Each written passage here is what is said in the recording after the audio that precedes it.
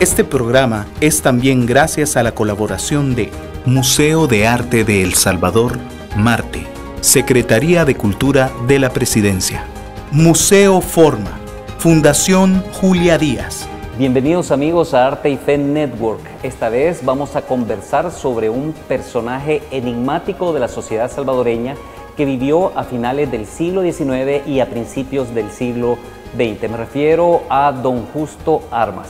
Y para ello hemos invitado, para conversar sobre este tema, al investigador y gestor cultural Raúl Méndez Meléndez. ¿Qué tal, Raúl? ¿Cómo se encuentra? Hola, muchas gracias, Krishna. Agradecido por la invitación que ustedes me hacen a este programa que hace disfrutar cada semana a muchos salvadoreños recordando cosas bonitas de nuestro país y sobre todo dando ese puesto que se merecen hombres y mujeres que hicieron historia en nuestro país. Gracias por sus palabras, Raúl. Vamos a entrar en materia para hacer eficaz el tiempo que tenemos del programa.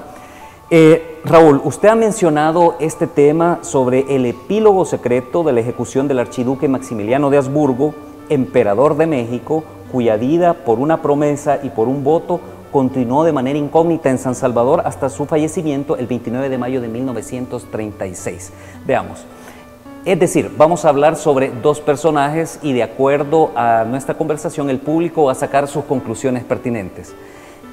¿Por qué se interesó de este tema, Raúl? Bueno, yo me interesé oyendo una conferencia de la persona a quien hay que darle el honor de haber descubierto este enigmático personaje en El Salvador. Me refiero al arquitecto Rolando Deneke Sol. Él desde un principio se interesó, estudió, gastó tiempo, gastó dinero y profundizó sobre el tema.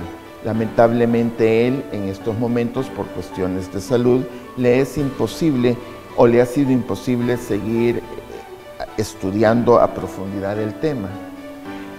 La historia que el arquitecto Deneke Sol escribió y dio su primera conferencia magna en los salones de la ASI fue sumamente interesante y la verdad que habían siempre y hay muchas preguntas que no tienen respuesta. Y en el afán de ir buscando esas respuestas, uno se ha ido interesando, ha ido leyendo, ha ido consultando libros, ha ido entrevistando a otras personas que lo conocieron, que ya no están, o otros que están a punto de irse de este mundo. Y entonces, pues, la verdad que es Le llamó la atención, ¿no? Sí, el así tema. es. Y de eso vamos a conversar a continuación, pero para ello vamos a empezar por esto. ¿Quién era Maximiliano de Habsburgo? Bueno, Maximiliano de Habsburgo era el hermano menor del emperador Francisco José de Austria.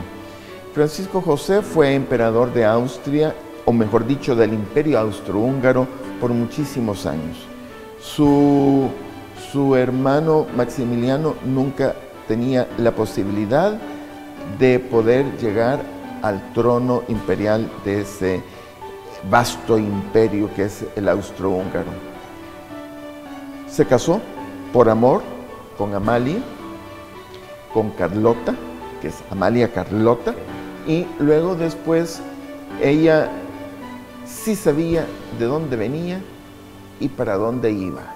Era hija de rey, nieta de reyes, iba a ser y fue educada para ser reina y por lo tanto tenía que reinar. Se conoció a Maximiliano, se conocieron, se enamoraron y se casaron. Ella era de un carácter fuerte, él de un carácter pusilánime y débil, y siempre ella fue la que trazó el rumbo de esa relación. Cuando la Junta de Notables en México le ofreció a Maximiliano que fuera a pacificar México, a unir a los mexicanos, pues ella dijo sí, vámonos. Él todavía quiso pensarlo, meditarlo y tomarse su tiempo. Y la verdad que ella le dijo no, esta es la oportunidad.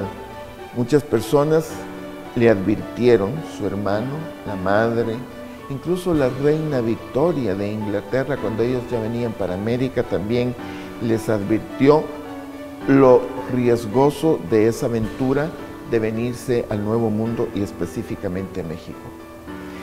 Yo ahí tengo una duda. ¿Quiénes son los que lo invitaron a ser emperador de México en esa época? Y estamos hablando de mediados del año 1800, así estaríamos, para ubicarnos en el tiempo. Fue una junta de notables. Fueron personas de todos los estratos sociales, políticos y religiosos mexicanos quienes se juntaron y le fueron a presentar a Maximiliano a su castillo en Miramar. Le presentaron la opción de que fuera el emperador de México. Pero esa opción también, podríamos decir, ya iba hasta como cocinada, porque contaban con el aval del emperador Napoleón III de Francia y de su esposa, la emperatriz Eugenia de Montijo. Y ellos recomendaron también y dieron el visto bueno y se comprometieron a seguir financiando la presencia de las tropas francesas en México, como teniendo a Maximiliano como un garante de que el status quo iba a mantenerse. Qué interesante. Entonces él se traslada a México y llamémoslo de esta manera, se posiciona como emperador de México en ese momento. Sí, él llega a Veracruz. En Veracruz, pues el recibimiento que le iban a hacer iba a ser apoteósico, pero una tormenta se encargó de que eso no fuera así. Les tocó dormir en el buque que los había llevado hasta Veracruz y aún así empezaron un verdadero suplicio en un carrito de aquella época jalado por un par de caballos, subiendo en ese carruaje hasta Puebla. En Puebla, sí, el recibimiento fue apoteósico, con cohetes, con música de mariachis, con las alfombras de flores, con los arcos triunfales, las campanas al vuelo, y entonces ellos se sintieron, como quien dice, ok, estamos donde tenemos que estar. Okay. En los libros de historia de México está eso que usted acaba de mencionar, pero también está que él muere en 1867. Quisiera preguntarle ahorita qué es lo que sucedió para llegar a ese momento, que es donde empieza la historia de este personaje, pero ya para los salvadoreños, ¿no? ¿Qué pasa? Bueno, la verdad es que Maximiliano tuvo las mejores buenas intenciones de hacer prosperar a México. Es más, lo que Benito Juárez y los mexicanos habían declarado en la reforma, por decirlo así, él la mantuvo. Y eso decepcionó grandemente a los notables que habían ido a invitarlo, porque el objeto también era rescatar la hegemonía de estos grupos en México. Al contrario, Maximiliano incluso estuvo de acuerdo con que se hubieran expropiado los bienes de la Iglesia Católica en México, que eran bastante considerables y muy grandes las extensiones de tierra que ellos tenían. Entonces, de cierta manera, Maximiliano dio el visto bueno a los cambios que se habían hecho, pero también existió que Benito Juárez pues siempre era un hombre que estuvo constantemente enfrentando a Maximiliano sin tener posibilidades de realmente ganar en esos esporádicos enfrentamientos. ¿Por qué? Porque no tenía dinero y Benito Juárez, cuando se las miraba a palitos, no le tocaba más remedio que salir en las últimas huyendo. ¿Qué es lo que hizo que cambiara el panorama? La Guerra Civil de los Estados Unidos termina y entonces vienen los americanos con Ulysses Grant, mandan buques a Veracruz y le dan a Benito Juárez dinero, el apoyo logístico, armas. Entonces Benito Juárez empieza ya realmente una lucha frontal y ir cerrando ese panorama en el cual las circunstancias políticas, las circunstancias económicas y también la traición hizo que Maximiliano cayera allí en el Cerro de las Campanas, fusilado en junio de 1867. Gott erhalte Franz den Kaiser, unseren guten Kaiser Franz, hoch als Herrscher, hoch als Weiser, steht in des Ruhmes Glanz. Liebe windet, Lorbeerreise, ihm zu ewig grünem Kranz.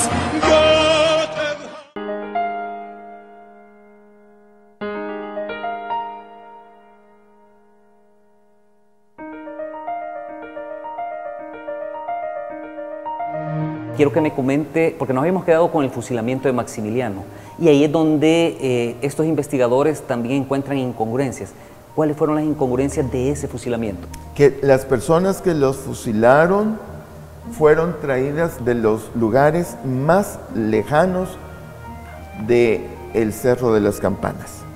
Segundo, a todas las personas que iban a presenciar el fusilamiento, que no solo significaba la muerte del emperador, sino que del imperio, fueron mantenidas bastante lejos.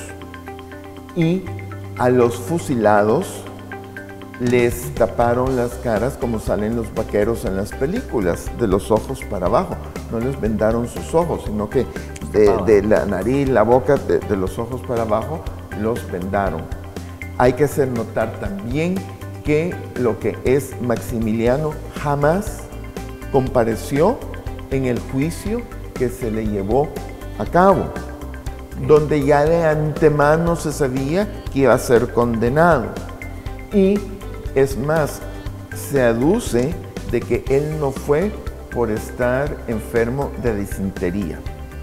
Luego después, también hay otras cosas, por ejemplo, que el cadáver fue mal embalsamado. Porque lo pidieron, ¿no? De Austria. Lo pidieron de Austria porque nunca lo entregaban.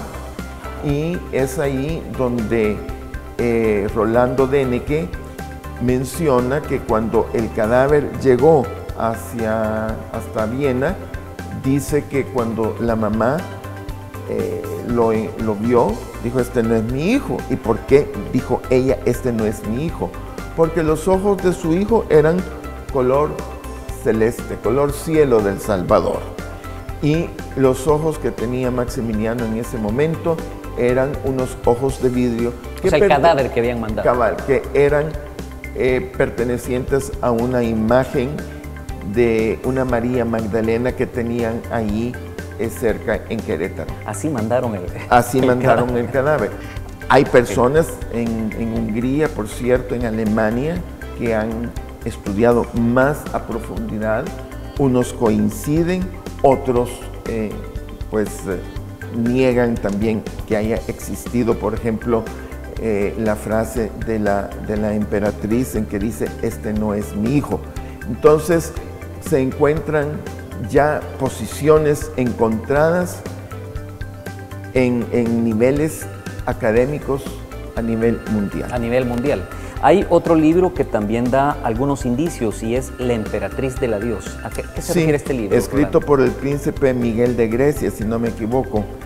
Bueno, en ese libro, básicamente sobre la vida de Carlota, ya que Carlota incidió mucho en la vida de su esposo Maximiliano. Carlota fue una mujer que revolucionó la moda en México, una mujer de mucho carácter. Fue alguien que incluso al nuncio apostólico en México lo amenazó, incluso hasta cuando vio que el nuncio les reclamó que por qué no estaban devolviendo las propiedades a la Iglesia Católica, y ella dijo que no, que tenía que quedarse así, y él también dijo que lo mismo. y cuando se marchó el nuncio, dijo, mejor lo hubiéramos tirado por la ventana. Pero esas palabras llegaron después hasta el Vaticano, y cuando ella regresa a Europa, a las cortes reales de los reinos de Europa, Francia principalmente, Austria, se da cuenta de que han abandonado el proyecto, se da cuenta que Napoleón III les retira la ayuda económica. Napoleón III ni siquiera tuvo la delicadeza de irla a recibir cuando ella desembarcó en Francia. Ella tuvo que irse en un coche de alquiler hasta París. Costó que Napoleón III la recibiera en audiencia, y cuando la recibió fue una audiencia tensa, y donde Napoleón III se sinceró y le dijo que ya no contaba nunca más con ese apoyo. Luego después se fue donde Pío IX, allá al Vaticano. Tampoco le dieron el apoyo que ella necesitaba, y sobre todo fue donde ella ya mostró signos de debilidad mental, de una incipiente locura. Creía que todo el mundo la estaba persiguiendo, creía que la querían envenenar. Es más, en el hotel en que ella vivía en Roma, ella tenía sus gallinas allí, y que ponían los huevos, con eso se alimentaba.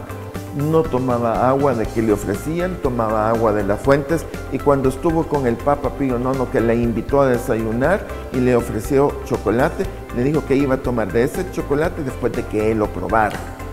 El Papa no tuvo más remedio que llamar al rey de Bélgica, que era hermano de Carlota, para que la fuera a recoger.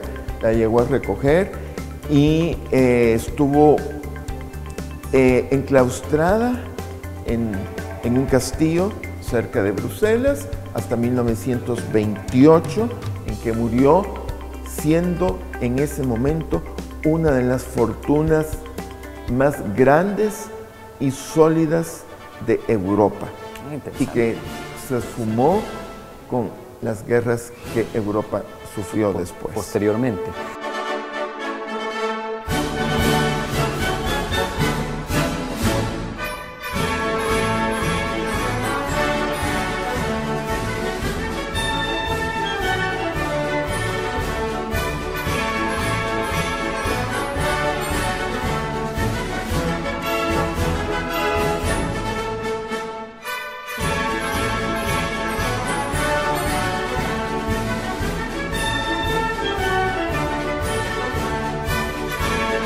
Entonces tenemos todo este contexto para entender, porque el programa se ha anunciado como el especial para recordar a Justo Armas.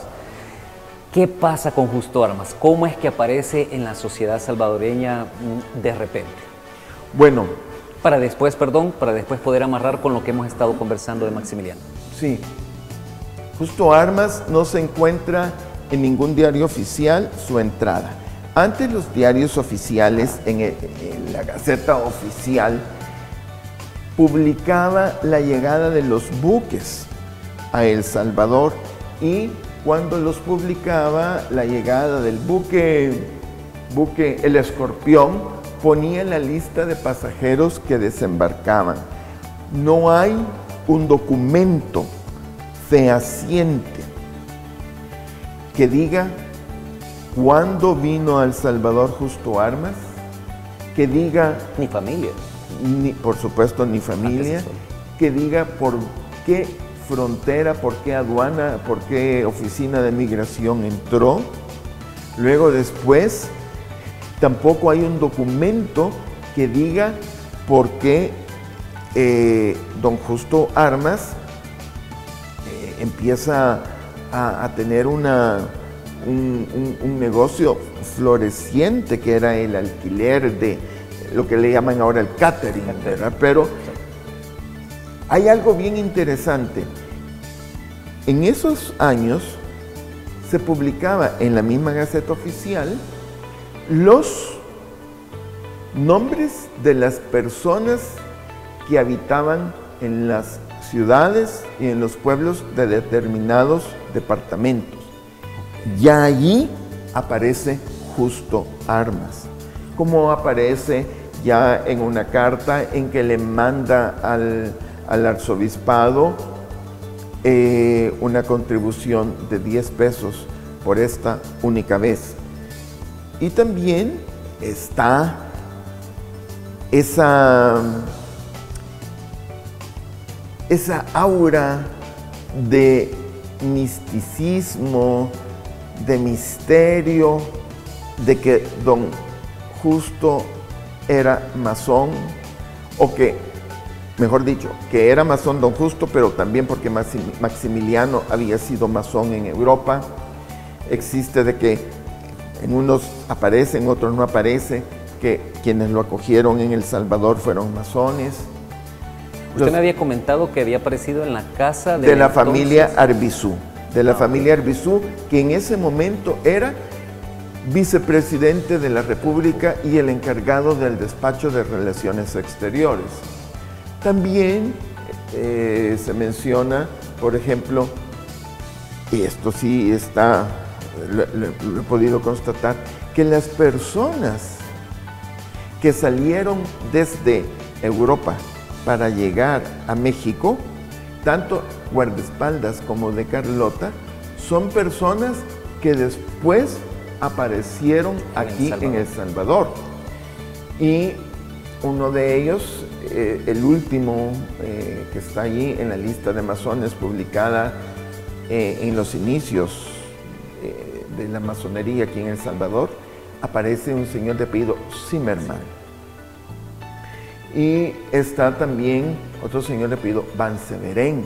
Y estas personas son gentes que conocieron al emperador, que conocieron a don Justo y que tienen en sus casas recuerdos o fotografías de don Justo, pero que no les gusta hablar mucho sobre el tema. Okay.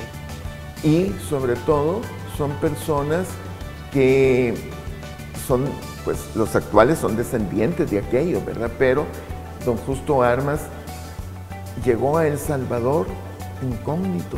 Yo siento que llegó a la casa de la familia Arbizú, tocó la puerta, le dijo: aquí estoy, aquí vengo, porque tampoco la familia Arbizú puede decir cómo llegó o por qué llegó, si existe una carta invitándolo, o una carta de recomendación: oye, ahí va Justo Armas, te lo recomiendo, mira cómo puedes ayudarle, protegerle en El Salvador, a que salga adelante en su vida. No sé, no existe, no hay manera.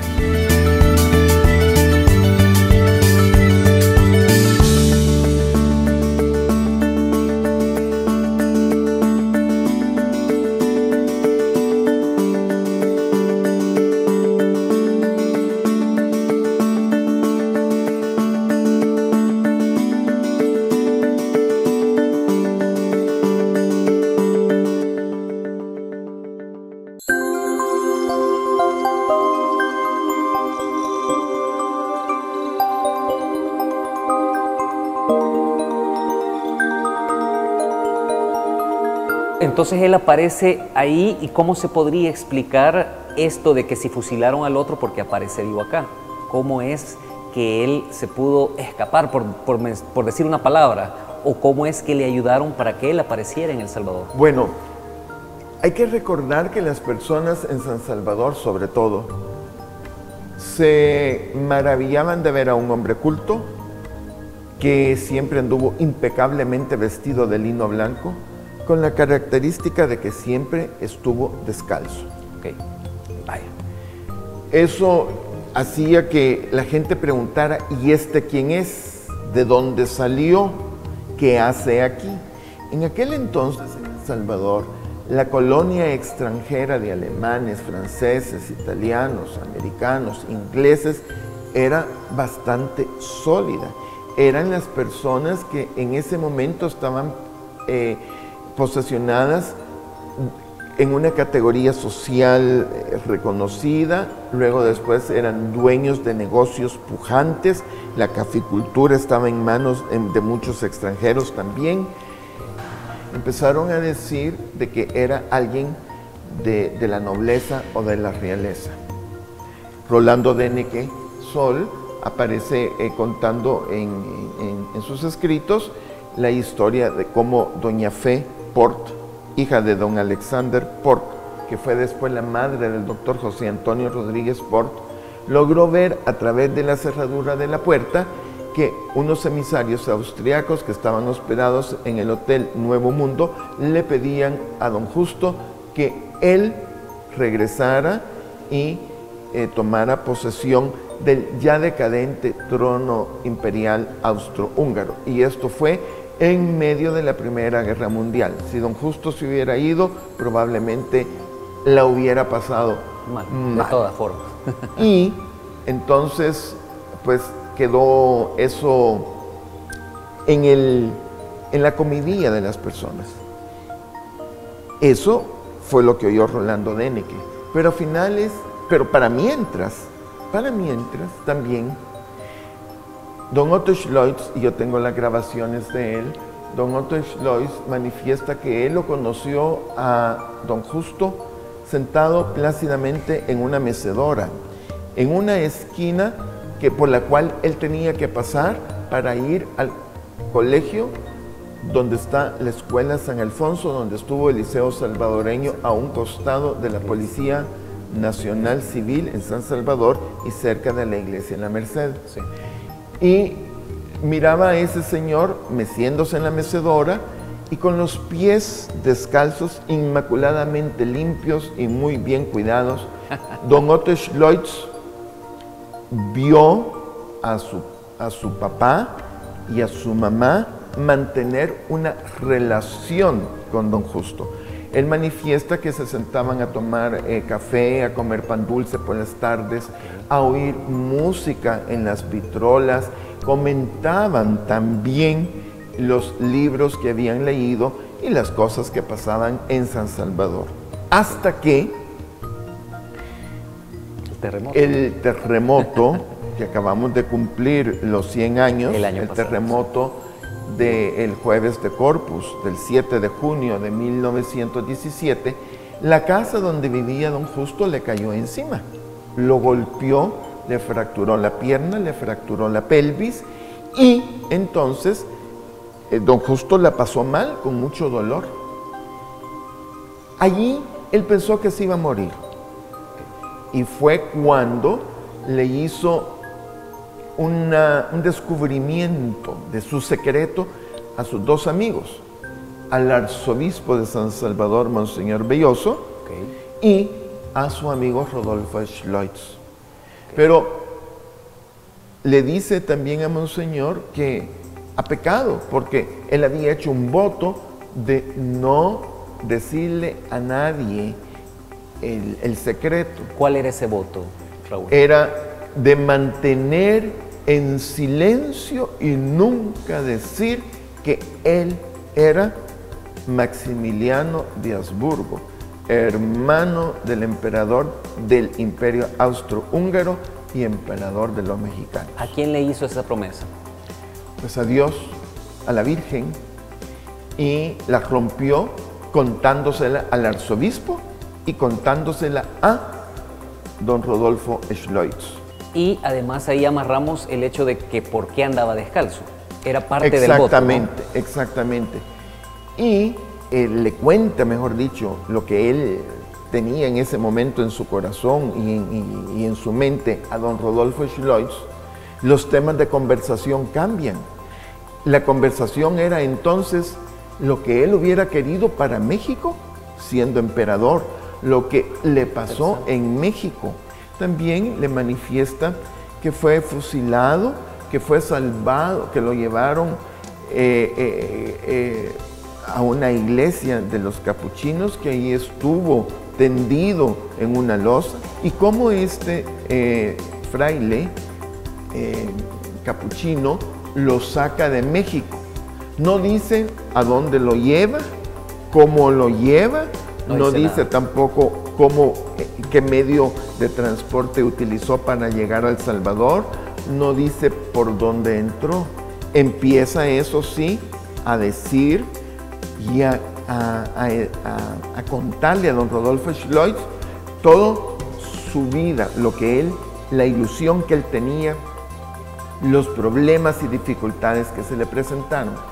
Todo esto, don Rodolfo Schleutz, con permiso de don Justo Armas, fue tomando en aquellas libretitas que antes regalaban los bancos o las panaderías, que se las metía uno en la bolsa de la camisa, fue apuntando. Así es como yo he tenido en mis manos y a la vista los recortes. Solo son pedazos de papel, alguna que otra hoja grande, y luego después, tomando eso en cuenta, don Otto Schleutz hizo una publicación que se llama Un voto del Cerro de las Campanas, y luego menciona todo este tipo de cosas. Sabía don Justo que esas cosas podían ser dadas a conocer. No se lo impidió a don Rodolfo Schleutz en ningún momento, pero sí le puso una condición. Le dijo que podía dar a conocer eso hasta finales del siglo XX. Don Otto Schleutz, cumpliendo los deseos de don Justo Armas, que le pidió a su papá, y cumpliendo la palabra empeñada de su papá, lo publicó en el año 1999.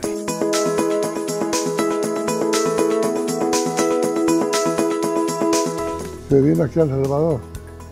Vivía muy cerca de la iglesia de Rosario, en el centro de El Salvador. Entonces, para vivir, lo que hacía era que alquilaba muebles, vajillas y todo. Es el negocio de él. Entonces, como no tenía familia ni nada, quienes se le acercaron a él fue la familia Arbizú. Y cuando él muere, los Arbizú son los que heredan el negocio y todo. ¿Y usted lo vio? Yo practiqué con él varias veces. ¿De qué hablaba? Bueno, él lo que hablaba muy poco, pero se le entendía. Él hablaba solamente de la parte que Dios le había salvado y que Dios lo había ubicado aquí en El Salvador. Mire qué casualidad. Nosotros vivíamos en esa zona. Nosotros vivíamos atrás de la iglesia de Rosario y él vivía a la vuelta. Y los Arbizú vivían un poquito más abajo. Así que llegamos ahí. ¿Y usted qué opina que si él era Maximiliano de Habsburgo? Sí. Para usted sí era Maximiliano de Habsburgo. Sí, él era, sí. ¿Por qué piensa que él era? ¿Él le dio algún indicio? No, él contaba de eso. ¿Él le contó? Sí, que él había sido expulsado.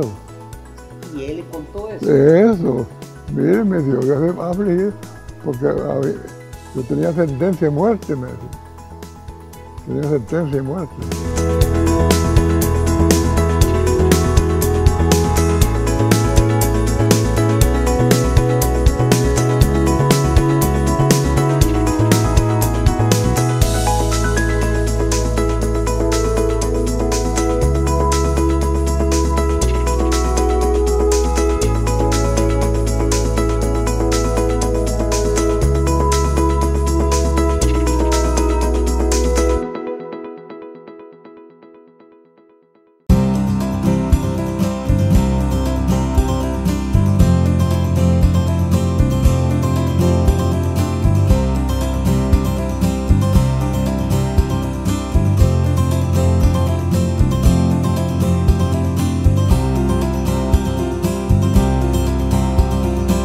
Vamos a seguir conversando sobre Justo Armas y su actividad aquí en la sociedad salvadoreña, pero antes de eso quiero reconfirmar entonces, al final, ¿quiénes le ayudaron a él, si fuese la misma persona, Maximiliano y Justo, para salir de México y terminar en El Salvador? Bueno, Rolando Deneke Sol en sus escritos sostiene que fueron las logias masónicas las encargadas de protegerlo.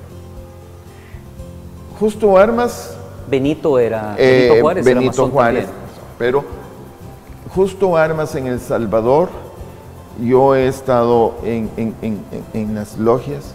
Desafortunadamente, ellos también están ávidos de información, porque en el terremoto de 1986 sus archivos quedaron sepultados y destruidos en la logia allá en el centro de la ciudad de San Salvador. Pero siempre existe, a partir de lo que ha dicho Rolando de Nequesol, existe esa versión de que fueron los masones los que le ayudaron a venir.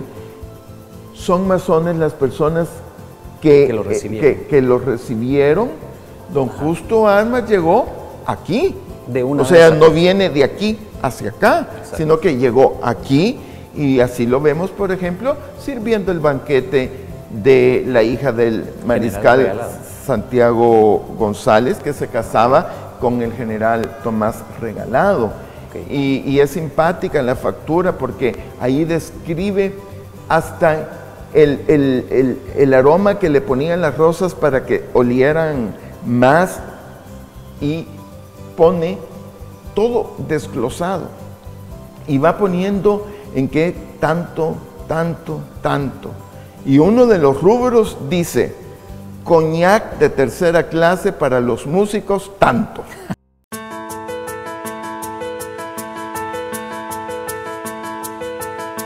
Él daba banquetes y mis abuelos lo usaron unas 2 o 3 veces. Y la primera vez mi abuelita me dijo: mira, ella me hablaba en inglés, mira Pachita, va a venir un señor que anda descalzo, pero cuidado que le estés viendo los pies y le preguntes nada, para que yo no fuera a meter la pata, ¿verdad? Entonces el hombre distinguidísimo, con unas maneras preciosas, y francamente que se veía que era una persona real, de sangre real. Él era Maximiliano, sí, no hay duda que era Maximiliano.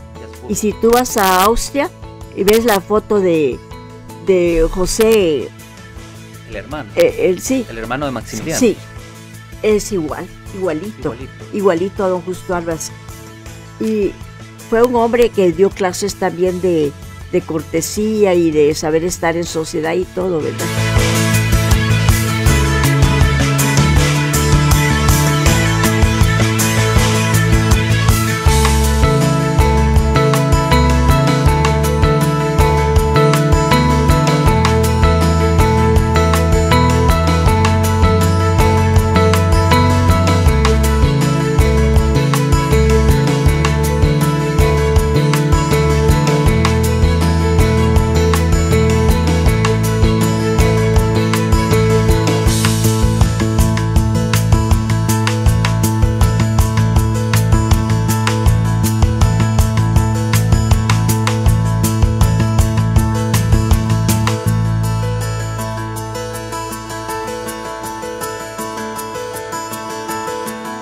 Quiero hacer una pequeña recapitulación.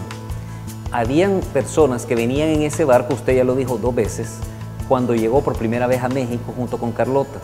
Por primera y única vez que llegó. Esas personas que andaban en ese barco luego vinieron a El Salvador mucho antes que sucediera toda esta historia de fusilamiento, etc. O sea que puede ser una razón por la cual él apareciera acá Justo Armas. Exactamente.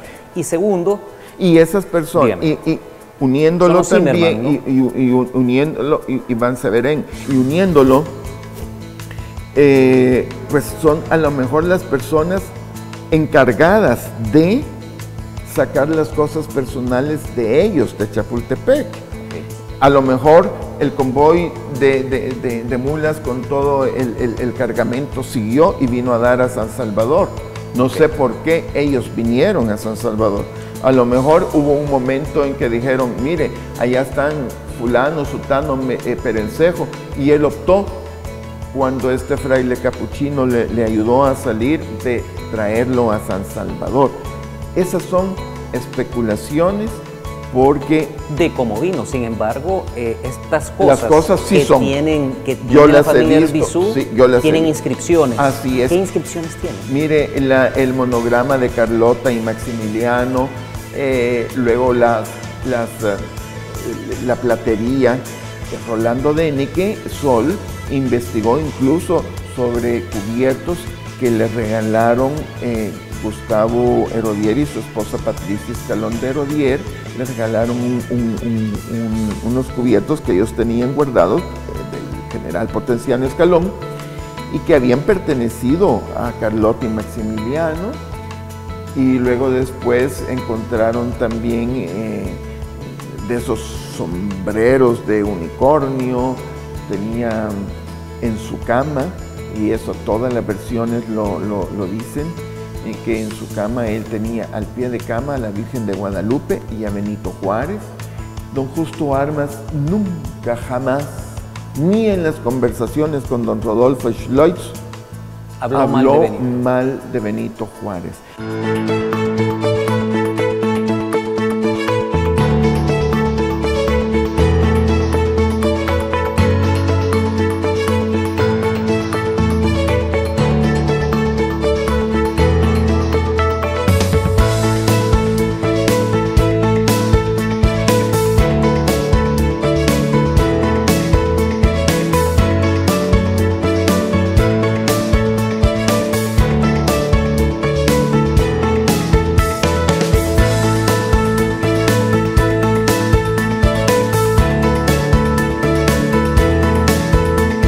Está enterrado en el mausoleo familiar de la familia Arbizu. Ahí están solo, si usted visita algún día la tumba de la familia Arbizu, todos los nombres son Arbizu. E insisto en la Z, y el único extraño es Justo Armas. Ahora, entonces sabemos dónde se encuentra su cuerpo, es decir, han habido análisis de ADN para compararlos con la familia real de Europa. ¿Cómo está ese tema, Raúl? Yo entiendo que sí han habido algunos intentos. Bueno, Rolando Deneke Sol se encargó de eso. Okay. Él se encargó de averiguar, hizo los gastos pertinentes, las gestiones pertinentes, de exhumar el cadáver de don Justo Armas. Fueron testigos el cónsul de Austria, el notario fue el doctor Alfredo Martínez Moreno, luego después estuvo a cargo de Hilda Herrera, patóloga encargada del Instituto de Medicina Forense de El Salvador. Otra de las testigas y quien ha estado siempre presente en estas charlas es Ligia Segovia Mendoza. Y Rolando no solo ha ido con lo del ADN, sino que ha ido con las medidas del rostro de don Justo, comparándolo con las de Maximiliano. Están también la escritura, la caligrafía de don Justo, y luego después el ADN. Lamentablemente el ADN falló. ¿Qué falló significa porque eso? se contaminó en la extracción de los restos que ahí estaban. Me imagino yo que debe haber sido porque en aquel entonces no todas las sepulturas tenían nichos, sino que iban enterrándolos en la tierra y sobre tierra construían un mausoleo. No es que estuviera este nicho, este y este otro nicho, sino que en la pura tierra y el mausoleo. Okay.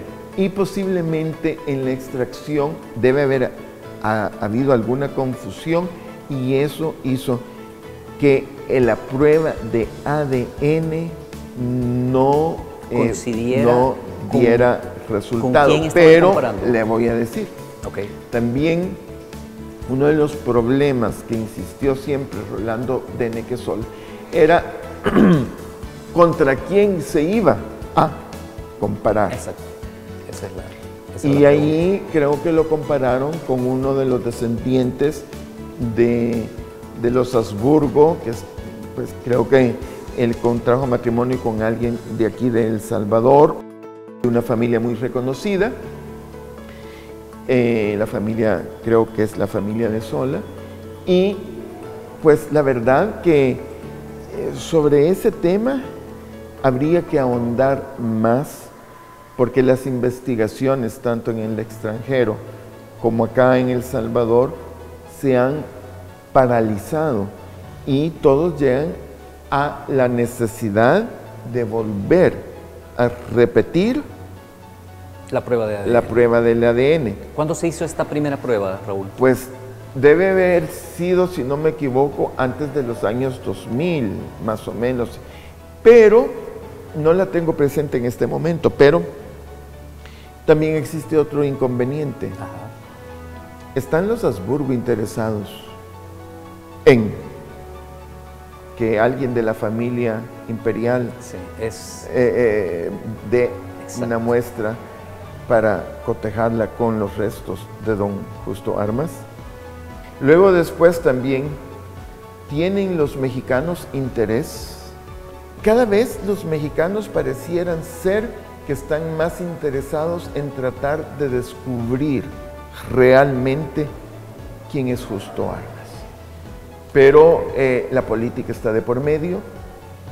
El padre de la patria, el que salvó al emperador, Ok, sí. pero habría que ver. Habría que ver. No. Igual, no se explica por qué están todos estos instrumentos aquí y que tienen estas marcas de Maximiliano y Carlota. No hay explicación tampoco de eso. No hay explicación de muchas cosas las cuales coincidirían con que él fuese Maximiliano de Habsburgo. Sin embargo, lo he invitado, Raúl, a este programa para que los amigos escuchen todos los aspectos de estos dos personajes tan interesantes y ustedes saquen sus propias conclusiones. Raúl, quisiera pedirle algún mensaje para finalizar respecto a este tema y respecto a algún mensaje que quiera darle a los amigos que nos ven en Arte y Fe Network.